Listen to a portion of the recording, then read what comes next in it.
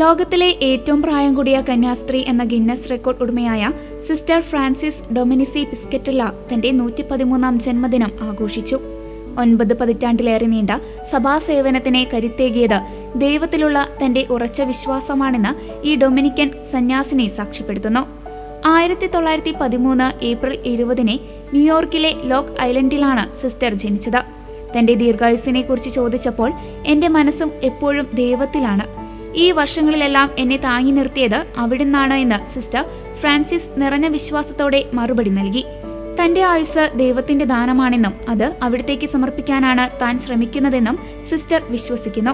110 വയസ്സുള്ളപ്പോഴും ദിവസവും കുർബാനയിൽ സംബന്ധിക്കുവാനും പ്രാർത്ഥനയിൽ സമയം ചെലവഴിക്കാനും സിസ്റ്റർ ശ്രദ്ധിച്ചിരുന്നു.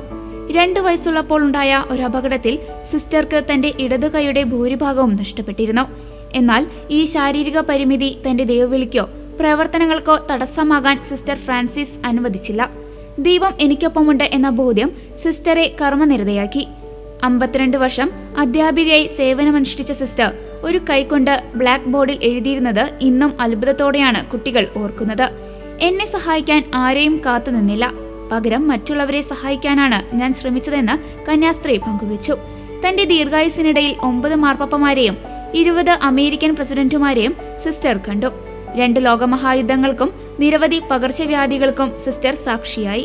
തന്റെ ജീവിതകാലത്ത് കണ്ട 10ാമത്തെ മാർപ്പാപ്പയായ ലിയോ 14 പാപ്പയിൽ നിന്ന് ജന്മദിനത്തോടനുബന്ധിച്ച് പ്രത്യേക ആശംസയും സിസ്റ്റർക്ക് ലഭിച്ചു.